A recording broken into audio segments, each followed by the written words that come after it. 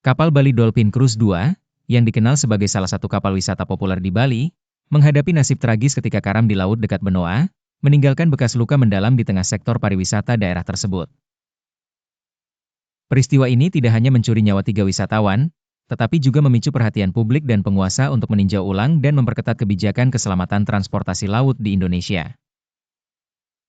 Bagi mereka yang mengamati industri pariwisata, kecelakaan ini merupakan pengingat suram akan pentingnya mematuhi standar keselamatan.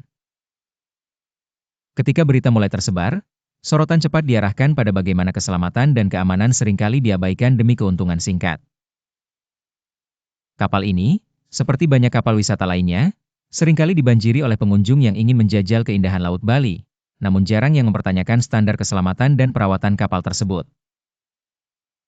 Para ahli keselamatan laut menegaskan bahwa insiden ini harus dijadikan titik balik bagi otoritas untuk meningkatkan regulasi dan pengawasan.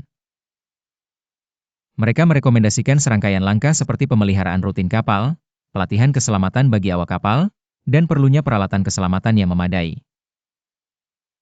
Selain itu, komunikasi efektif seharusnya dilakukan ketika menghadapi situasi darurat untuk menghindari lebih banyak korban jiwa.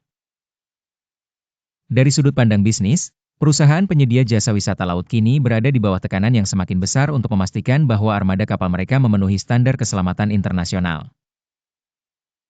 Mengabaikan aspek ini tidak hanya dapat menghancurkan reputasi bisnis mereka, tetapi juga memicu tindakan hukum atau pemberlakuan denda yang tinggi. Di sisi lain, para wisatawan kini mulai lebih jeli sebelum memilih layanan wisata. Mereka mencari informasi lebih detail mengenai riwayat keselamatan dan sertifikasi dari setiap operator yang mereka ingin gunakan.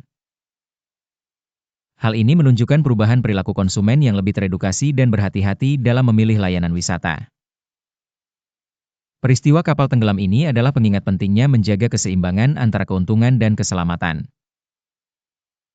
Ini mengingatkan semua pihak bahwa dalam industri yang senantiasa berkembang, perhatian terhadap aspek keselamatan bukanlah pilihan, melainkan keharusan yang harus dijunjung tinggi untuk melindungi nyawa dan menciptakan pengalaman berwisata yang aman.